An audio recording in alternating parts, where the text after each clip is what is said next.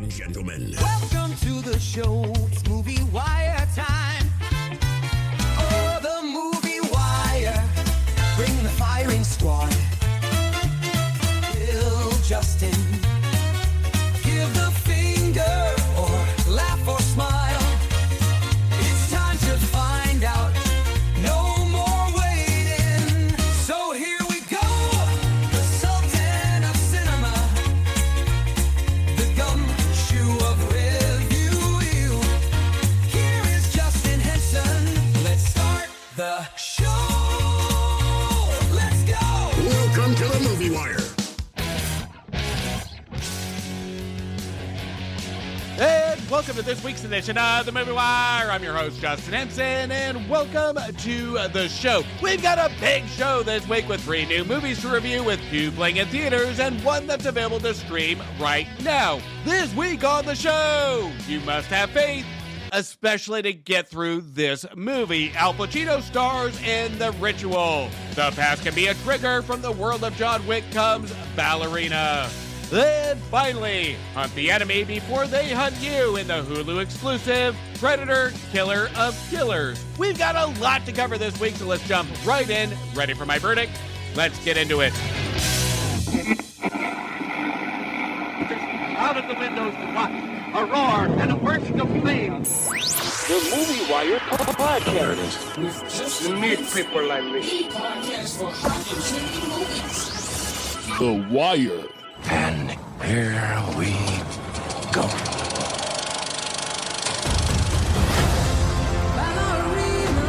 An assassin trained in the traditions of the Ruska Roma organization sets out to seek revenge after her father's death. From the world of John Wick comes Ballerina.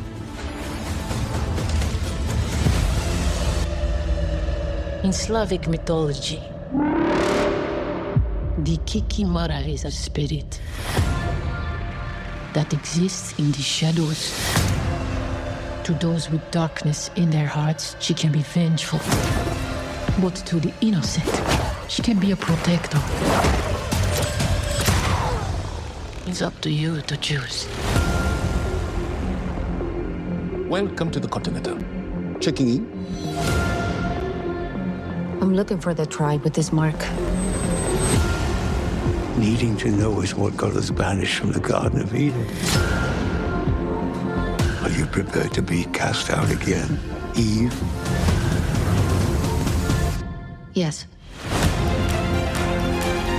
I'd like to go hunting.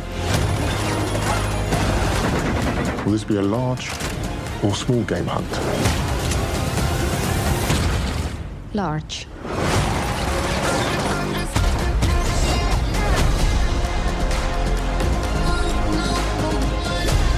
You have no idea what you just walked into. Cool.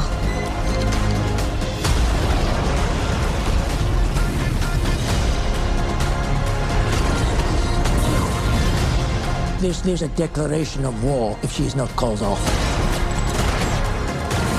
Perhaps I can send someone to solve the problem.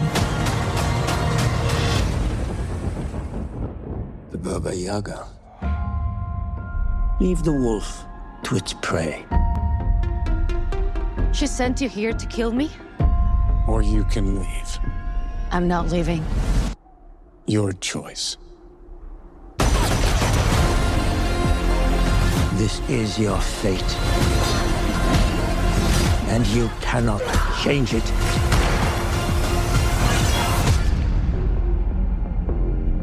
Rules. And consequences.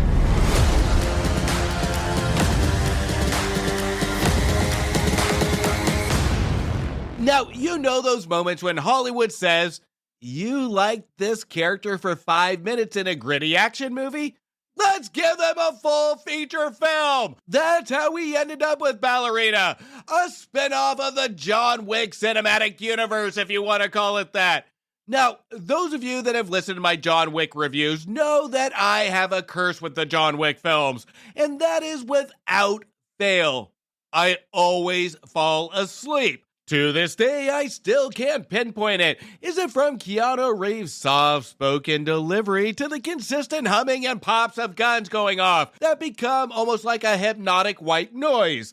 And now we have a John Wick film surrounding a ballerina, who theoretically, with my history of these films, is an added element that will make my eyelids oh so heavy. But surprisingly, Ballerina, I was wide awake. But hence, I noticed a big problem that will echo throughout the movie, which is there wasn't enough ballet. Now, it sounds silly, but when we have a movie called Ballerina, I wasn't just hoping for ballet. I was hoping for more depth and backstory than what we got, especially when we're surrounding a character that's a minor role in the John Wick franchise. I was hoping for a 2-hour movie with added elements to separate itself from the same routine, with still having it feel like a John Wick movie. Instead of anything creative to attempt to separate itself, our original writers Shay Hatton and Derek Kolstad stick to the same damn formula and even a story outline from the previous Wick films. And for those fans of the John Wick films, this might be enough for a 2-hour mind-numbing edition. But for me, there is absolutely nothing interesting other than replacing our John Wick main character with a female lead. It's almost like they took clips, deleted clips from old John Wick movies, inserted it and spliced it all together, and just inserted Ana de Armas into the mix. Now, our ballerina character Eve is played by, of course, Ana de Armas, and Ana de Armas is undeniably talented. But even she seems confused about who Eve is. 1 minute she's a threatening assassin killer with ballet training.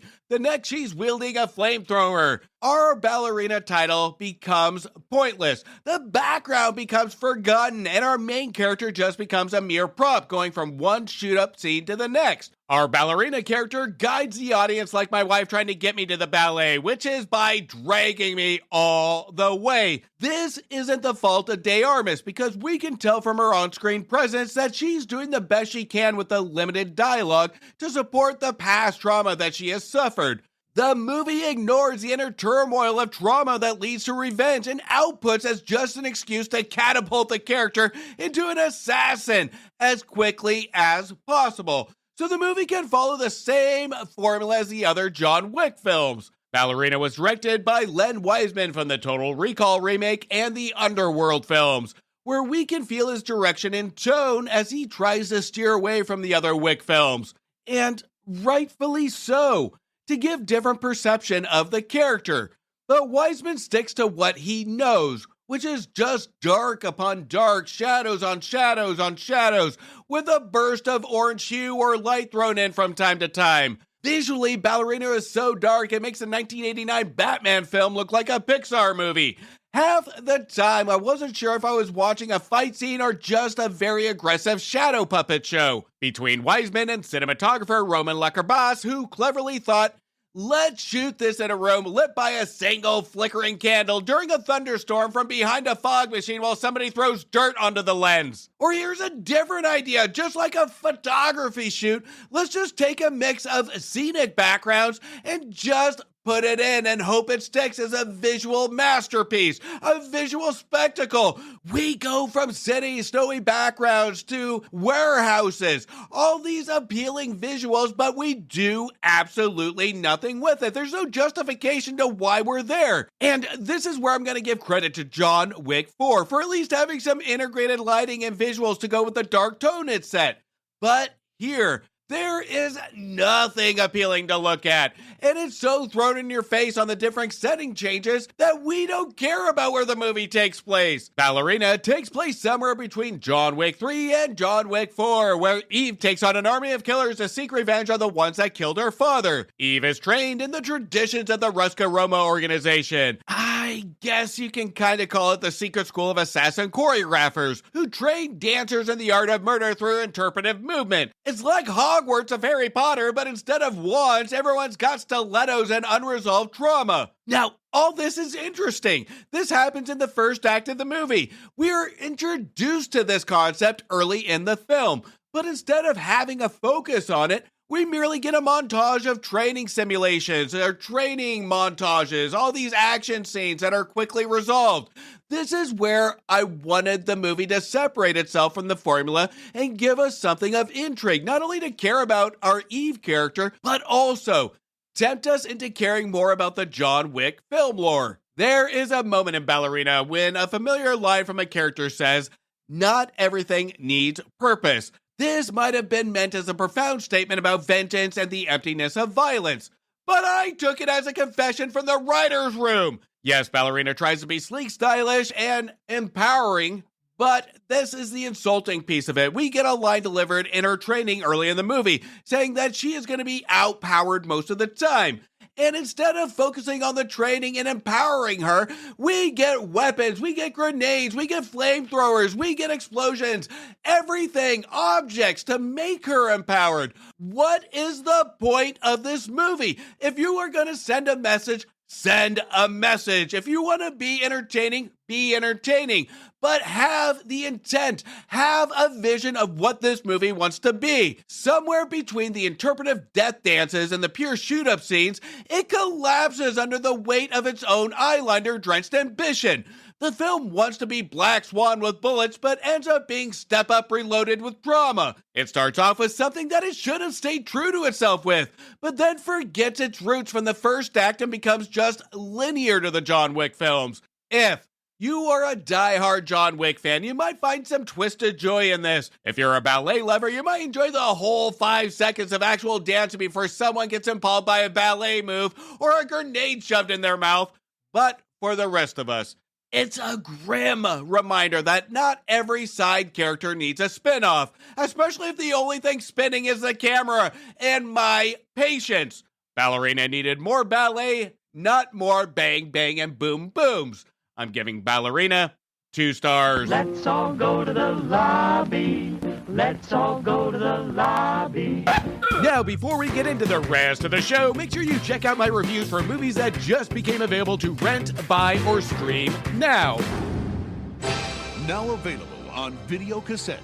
Don't Live Here, Don't Surf Here, in The Surfer, in another memorable Nick Cage role that wiped out in the second half, receiving 2.5 stars. Are you a friend of Friendo? The answer is no, not for me, in Clown in a Cornfield. That tried to be fun, but being lost in a cornfield at night is a lot more fun, receiving 2 stars. Dance with the Devil in Ryan Coogler's new film Sinners, which would be a sin to miss out on this one, receiving 3.5 stars. Something else is out there, and it's a better movie in the life of Ochi that piggybacks off of films past and merely adds just William Dafoe in a Viking outfit, receiving 1.5 stars. Be There and Be Square in the Minecraft movie that didn't grab the mind and has junked up my social media feeds and memes to frustration, to receive 2 stars. And I swear if I hear Lava Chicken one more time, this movie goes down to 1 star. The fairest of them all is the tagline, but the internet didn't think so in Snow White. That actually wasn't that bad. It wasn't good, but it was good enough for 2 stars. The future favors the brave, and the brave was the ones that bought a ticket to yet a Marvel movie in Captain America Brave New World, receiving 2 stars. Human Traffickers Beware, it's another Jason Statham movie that we all know what's gonna happen in Working Man. Here's a hint. He beats up and kills a lot of people. A Working Man received 2 stars. Porky Pig and Daffy Duck are Earth's only hope in their first big screen team up in The Day the Earth Blew Up, a Looney Tunes movie that was as loony as it was touching, receiving 3.5 stars. He's Dying to Save Mankind in Mickey 17 that consistently battles itself for substance over spectacle, receiving 2.5 stars. Everyone Dies, and That's Fucked Up in The Monkey, which at times plays it a little too safe given what it could have been. I wish I said it's fucked up more, receiving 2.5 stars. Then finally, meet Nathan Kane. He can't feel pain in Novocaine. That after we get the premise, the film doesn't do anything with it to just become a novelty, receiving 2 stars. Make sure you check out those reviews on my previous episodes, and while you do, don't forget to hit follow or subscribe, and please don't forget to leave a review on Apple Podcasts or Spotify. Now, before we get into the rest of the show, there is a podcast that not only do I listen to every single week, but I tend to drop by from time to time. And that's with Josh and Alex over at the Talking Smac Podcast. And if you want to hear some more in in-depth discussion on Ballerina, make sure you tune in this week because I drop in to discuss the John Wick spinoff with my dear friend Alex. The link to that episode will be in the description of this episode. But let's hear from Josh and Alex over the Talking Smac podcast now.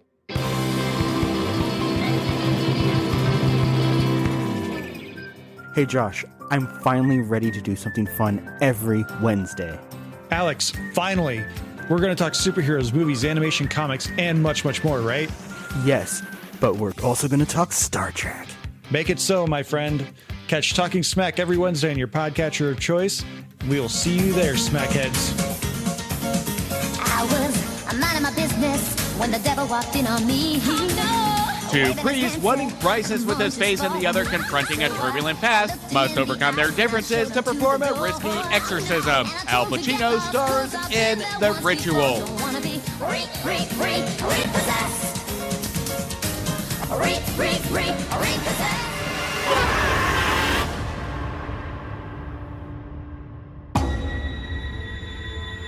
Brethren, put on the armor of God, that you might withstand the devil. This is a very troubled woman, hissing at the side of a church. The woman's parish wishes to attempt a solemn sacrament. You mean an exorcism? You would like me to perform it? No, some poor other soul already has that distinction.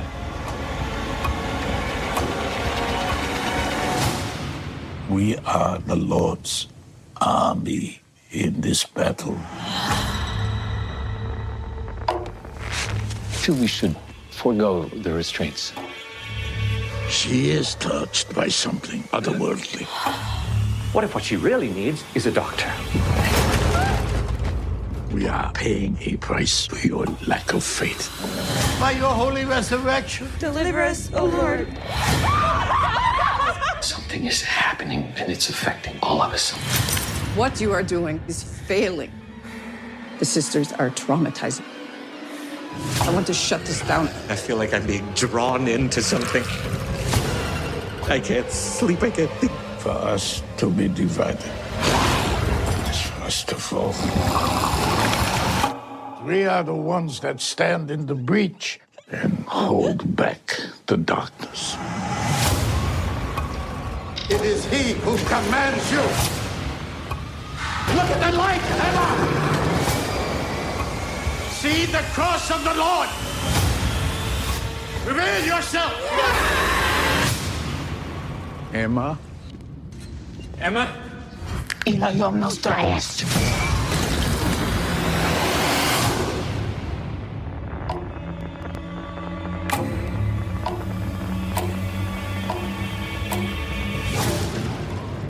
There are certain sentences that simply shouldn't exist, such as, the IRS is coming over for dinner, or we're rebooting Shrek as a gritty crime drama, or my personal favorite, Al Pacino stars in a 2025 horror film called The Ritual. Okay, maybe at first glance Al Pacino performing an exorcism doesn't sound that bad, but after walking out of The Ritual, it's bad. It's so bad. This is the downside to having kids in your 80s, that a paycheck for a bad movie is more important than the art you spent your life delivering to the public. After about the first 30 minutes of The Ritual, I began to get lost in my own thoughts of curiosity of how and why Pacino got involved in a movie like this. Was it on his bucket list that he just wanted to play a priest during an exorcism? Did he owe somebody a favor? Or the mere fact that it was just an easy payday? I have said it many times before. If it's a passion project or an artist's checkbox should just want to do a project, more power to Pacino. I wondered the same question of curiosity when Tommy Lee Jones did Man of the House, where he is the only guy in a safe house with a squad of cheerleaders. Oh, okay, I get it now. Well done, Tommy, well done. Anyway, The Ritual. The story is enticing enough to set the scene with a narrative that The Ritual is based on true events that took place back in 1928, where in a small town, Emma Schmidt, played by Abigail Cohen, was supposedly possessed. Their desperate plea reaches Father Theophilus, played here by Al Pacino, a seasoned German-American priest known for conducting rare, authorized exorcisms. Theophilus travels to Iowa with reluctant companion Father Joseph Steiger, played by Dan Stevens, a younger priest with a crisis and questioning of belief. Steiger is skeptical of demonic possession, haunted by his brother's recent suicide, and disillusioned with the church's handling of mental illness. Yet when he meets Emma and witnesses the things she does unexplained, her unnatural voice, her ability to recount personal sins she's never heard, and her extreme physical strength, his skepticism begins to erode, but the movie lingers hints of back and forth faith. They never really define these characters. These characters are just linear. There's no chemistry built between our two priests. There's no questioning of each other's faith that's believable. Now, between these two priests, Pacino and Stevens, there is a lot of potential substance here to really have some standout moments with standout performances.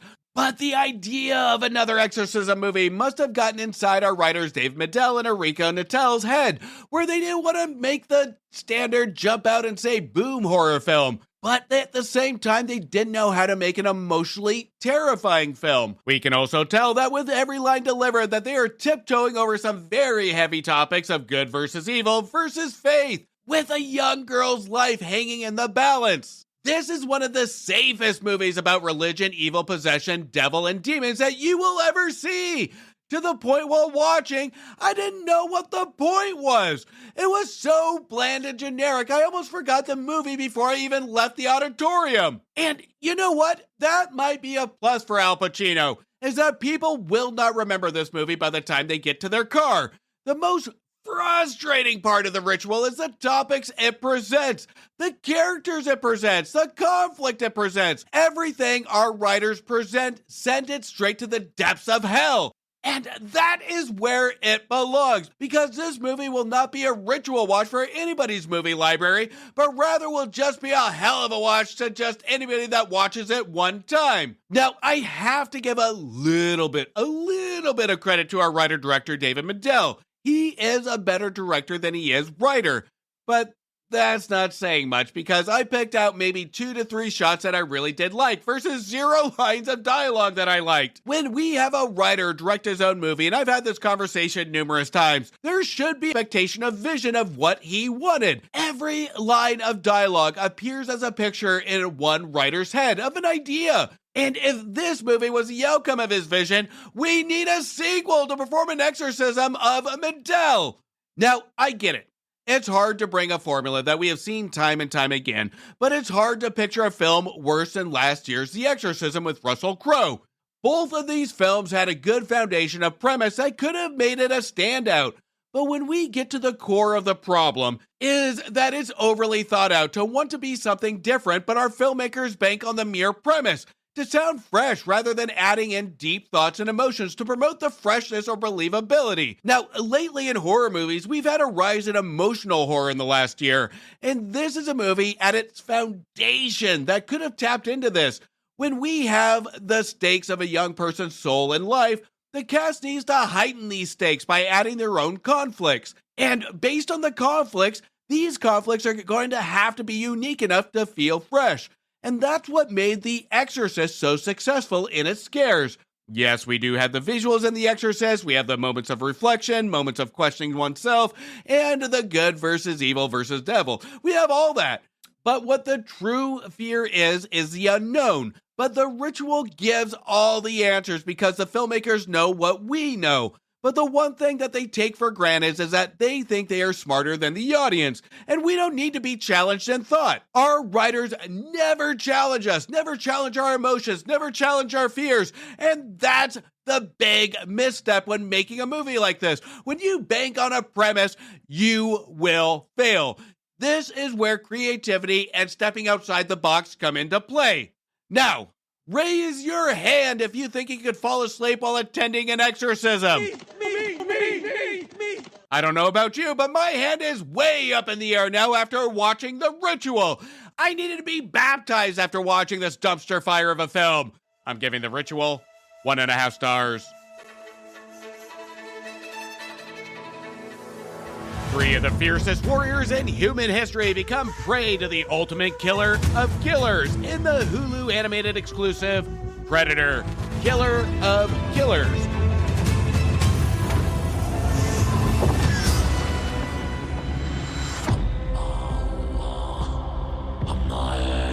My son, tell me why we fight.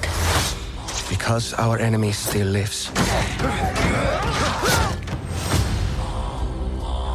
You all have traveled far and missed the warmth of home.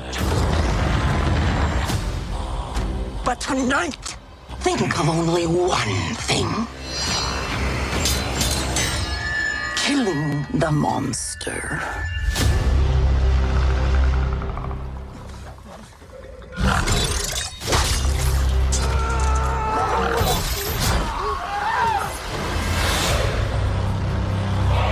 You're not hearing me. There's something else up in the sky. And it's not human. I pray you bloody your spear tonight. You are ready now.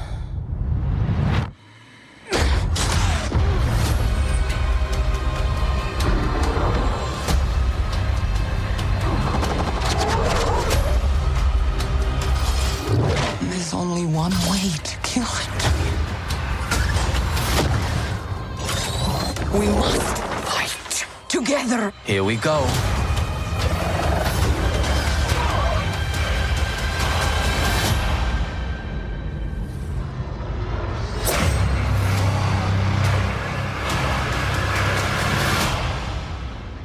What happens if we survive?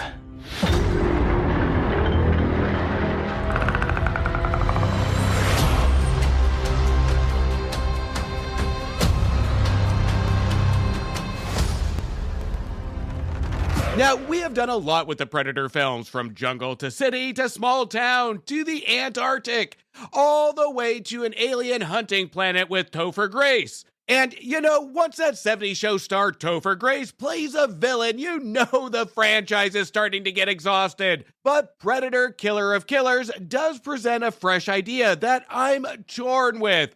Even after viewing, Hulu's Predator, Killer of Killers goes animated in 3 stories starting from the year 841 in Scandinavia, where we have a Viking warrior Ursa, voiced by Lindsay Levanchi, who leads her son Anders and their army on an expedition to seek revenge for the killing of Ursa's father. The second story takes place in 1609, where brothers Kenji and Kiyoshi, both voiced by Louis Ozawa, the brothers are ordered to duel with Kiyoshi, scarring Kenji's face, encouraging Kenji to flee into exile as Kiyoshi becomes the lord of the region. 20 years later, Kenji returns to face his brother once again. And finally, the third story takes place in the United States during World War II in 1942. We have Taurus, voiced by Rick Gonzalez, who is drafted into the Navy as a fighter pilot, who in all 3 stories is the underdog, wanting to prove himself in honor of his father. And Taurus is stronger in the mind than just a mere brute warrior. And this is the best story of the movie, in my opinion, but also the one that raises the most questions that I'll get into in just a second. All 3 stories had their own individual conflict, followed by one common threat shared between all of them, is that they each have to face off with a unique predator of that time, in which the predator species has bigger plans for the warriors. Now, when it comes to how these stories are told, they are so separated in time, with one story jumping to the next in time. It can feel segmented, where it just doesn't naturally flow, and if you don't know the premise going into it, one's engagement level may weaken as we get into the second story, since the dialogue is limited. The second story, where it takes place in Japan, didn't work for me on being a bridge to properly tie the first and last story.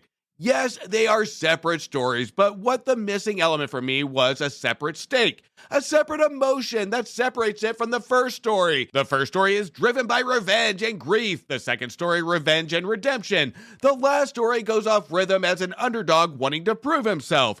And one could say that each story has a character that wants to prove themselves.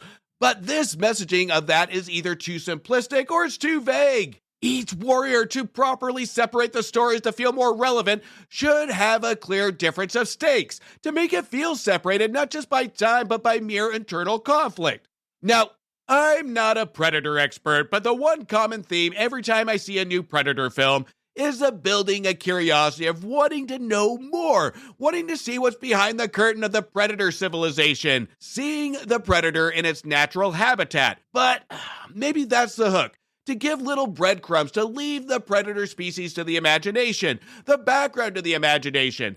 I can respect that to an extent, but then we get even bigger questions in Predator Killers, of mere intent, of what was so special of these warriors. Why the biggest time gaps? Was there no great warrior in between hundreds of years? Or what happened in between? Did the Predators hunt in between these time gaps to only find 3 warriors? What happened to the other ones that I think would have been a more intriguing story to kind of bridge these stories? You can't tell me out of hundreds of years we only found 3 brave warriors. But I'm going to give credit to the movie that it did make me ponder these questions. It did give me, again, a sense of curiosity that the Predator movies have done in the past.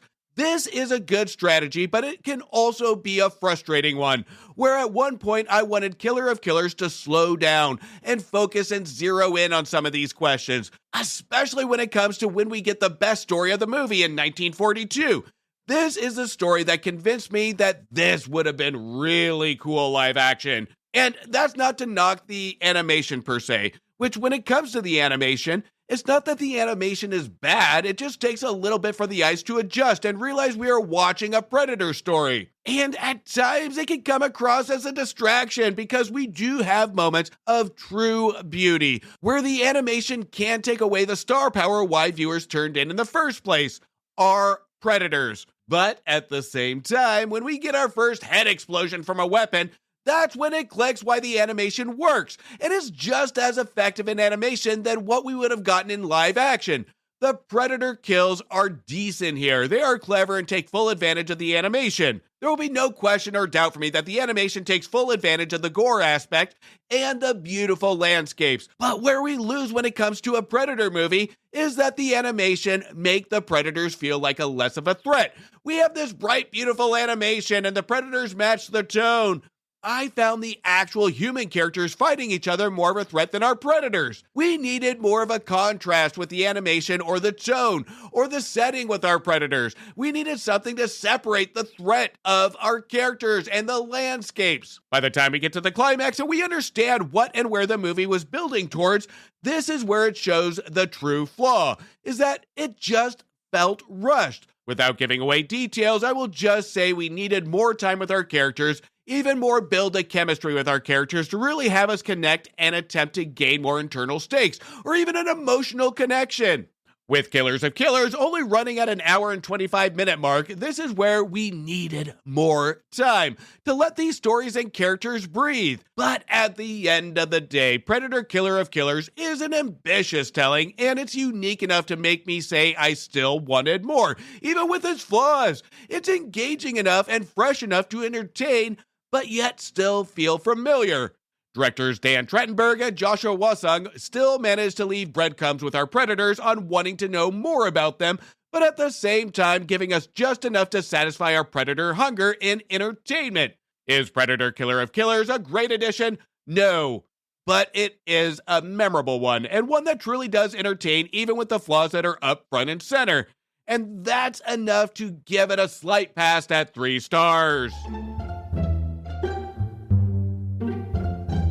And that's a cut on this week's edition of The Movie Wire. I want to thank you for listening and thank you for your support. You can also show support by following me on Instagram, Blue Sky, X, Thread, Facebook, TikTok, YouTube, and Letterboxd at Movie Wire Show. And please don't forget to leave a review on Apple Podcasts or Spotify. And if you haven't yet checked out the Cult-Worthy Cinema Podcast and the Movie Wire's crossover show, Back to the Balcony, make sure you do. Again, the link of that show will be in the description of this episode. Until next week, do me a favor. Make sure you stay for after the credits to show the respect to those that put their blood, sweat, and tears into making a feature film and support your local movie theaters.